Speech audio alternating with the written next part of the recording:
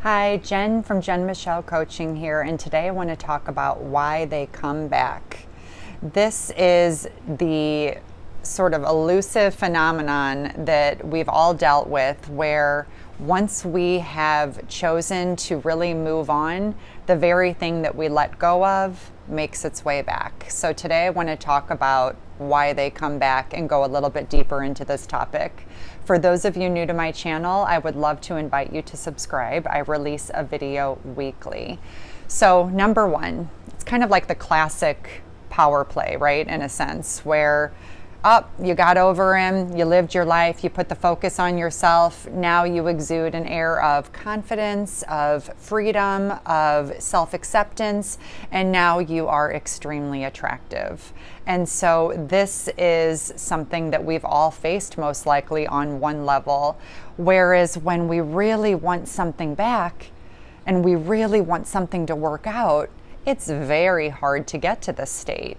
Yet I want to support kind of flowing with what is, so we are not spending our valuable time waiting and focusing on what another person's doing, therefore creating this sort of forced energy of trying to make things happen, because life just works best when we flow and we accept with what is. So let's go into this. Because you're now exuding this higher value, this of course forces the masculine to reflect, oh, did I do the right thing?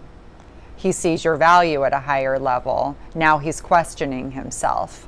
Whereas if you exhibited behaviors that made you look desperate, or where you compromised your dignity or your self-respect, he couldn't see this or access this. So now you've kind of brought in this forced self-reflection where he is suddenly questioning himself on a deeper level and isn't sure if he made the right choice. So if you're a woman who is waiting on someone to get it together or to come back, the best thing you can do for yourself is to stop waiting and start focusing on living your beautiful life and be willing to let him go and see what that creates.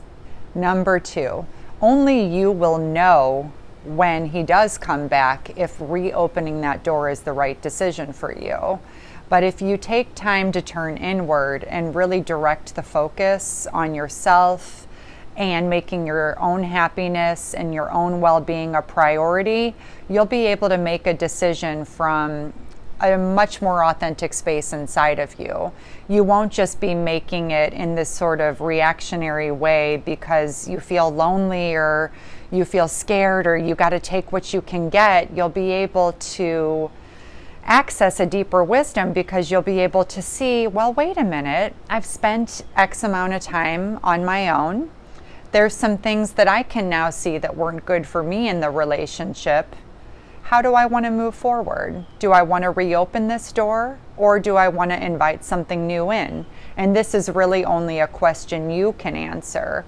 But the more you can focus on building your life and showing up for yourself, the more you are going to access this value and this abundance and this wholeness that lives inside of you. So you're not just taking what you can get, you're choosing and deciding what you want. This way of making decisions is so empowering and really sends a message out that we can trust in what we can't see yet, which of course brings in beautiful new possibilities into our life.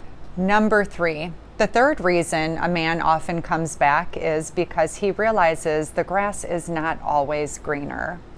He goes out, he spreads his wings, he does his thing, and he realizes that it doesn't feel that great. It feels pretty empty and hollow, and the satisfaction of it is very short-lived. And so he will come back to what he once viewed as maybe mundane or becoming too routine or boring, realizing that a lot of it was ego running and driving the train.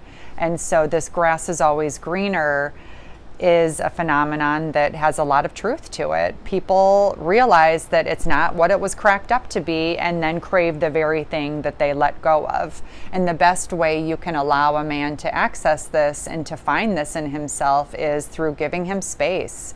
Do your thing, really conveying an energy of, I really don't want to be with anyone that doesn't want to be with me. So if that means that I have to let you go, go, because I am giving you free will. I want someone to choose me of their own free will. That's the only way it will feel good and it will be sustainable. So really giving this gift to yourself and doing the very things that feel deeply counterintuitive in the moment when our emotions are active. When our emotions are active, of course, we want to grasp, we want to cling, we want to kind of pull at the pants leg type of thing, and instead staying high value, being able to look deeper and recognize that at the end of the day, the only way you will feel secure and happy and content in a relationship is if the other person chose you willingly and wholeheartedly.